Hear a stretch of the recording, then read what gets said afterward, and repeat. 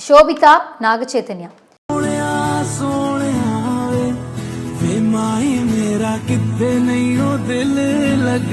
Bollywood beauty శోభిత ధూళిపాళ్ల గురించి ప్రత్యేక పరిచయం అవసరం లేదు. గత నెలలో అక్కినేని వారసుడు నాగచైతన్యతో శోభిత ధూళిపాళ్ల ఎంగేజ్మెంట్ జరిగిన విషయం తెలిసిందే.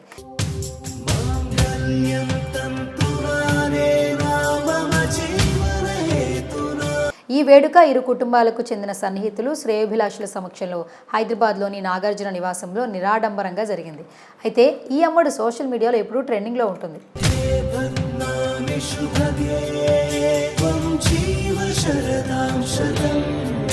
ప్రతి విషయం నెట్టింట షేర్ చేసుకుంటూ ఉంటుంది. తాజాగా ఒక ప్రముఖ ఛానల్కి ఇచ్చిన ఒక ఇంటర్వ్యూలో తన నిశ్చితార్థ వేడుకతో పాటు తన లైఫ్లోని పలు ఇంట్రెస్టింగ్ విషయాలను షేర్ చేసుకుంది.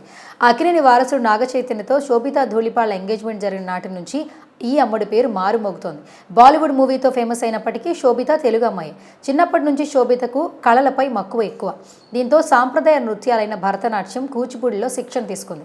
అలాగే స్నేహితుల ప్రోత్సాహంతో మోడలింగ్లోకి అడుగుపెట్టింది. ఇండియాలోనే ప్రముఖ మోడల్గా పేరు తెచ్చుకుంది. 2013 మిస్ ఇండియా అందాల పోటీల్లో 2వ స్థానంలో నిలిచింది. మిస్ ఇండియా ఎర్త్ టైటిల్ను సొంతం చేసుకుంది. నటనపై ఇంట్రెస్ట్తో ఈ అమ్మడు 2016లో ఇండస్ట్రీలోకి అడుగుపెట్టింది.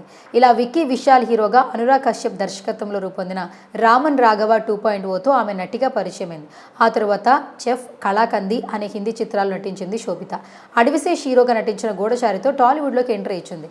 అలాగే Raman Raghavan 2.0, made in heaven, the night manager, major సినిమాలతో పాపులారిటీని సంపాదించుకుంది. పలు హిందీ వెబ్ సిరీస్లో నటించింది.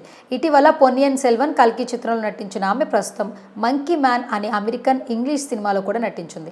తాజాగా శోభిత ధూళిపాళ్ల ఓ ఇంటర్వ్యూలో పాల్గొని కొన్ని ఆసక్తికర వ్యాఖ్యలు చేసింది. నాగచైతన్యపై జరిగిన ఎంగేజ్మెంట్పై తొలిగా స్పందించింది. తానెప్పుడూ కూడా ఎంగేజ్మెంట్ని చాలా గ్రాండ్గా చేసుకోవాలని అనుకోలేదని, ముందుగా ప్లాన్ లాంటిదేమీ చేసుకోలేదని అన్నారు.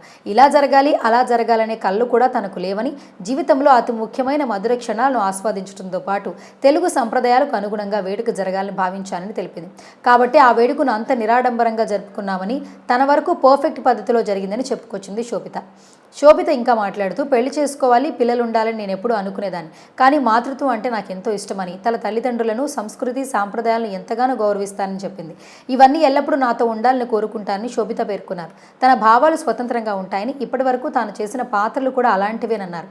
అందుకే తనపై అందరిలో తనని అందరూ ఇష్టపడతారని అన్నారు. తాను ప్రతి చిన్న విషయానికి చాలా ఎగ్జైట్ ఫీల్ అవుతానని, అలాగే తాను ఇతరుల ఈగోలను పట్టించుకోనని, వారి గురించి ఎప్పుడూ ఆలోచించనని చెప్పింది. మనకి ఏది మంచిదో, ఏది చెడ్డదో మన మనసుకు తెలుసు. మనం ఎలాంటి వారితో బంధాలను ఏర్పరచుకోవాలో, సెట్ అయ్యే బంధాలను మాత్రమే కొనసాగిస్తామని అన్నారు. ఈ క్రమంలో తన మనసుకు ఎవరు నచ్చితే వారితోనే సెట్ అవుతానని, లేదంటే ఆ బంధాన్ని వెంటనే క్యాన్సిల్ చేసుకుంటానని అన్నారు. కేవలం రిలేషన్షిప్లోనే కాదు, రొమాన్స్ అలాగే ఫ్రెండ్షిప్లో కూడా అలాగే ఉంటా. కొన్ని విషయాల్లో కొందరు నచ్చుతారు, మరికొన్ని విషయాలు మరికొందరు నచ్చుతారు.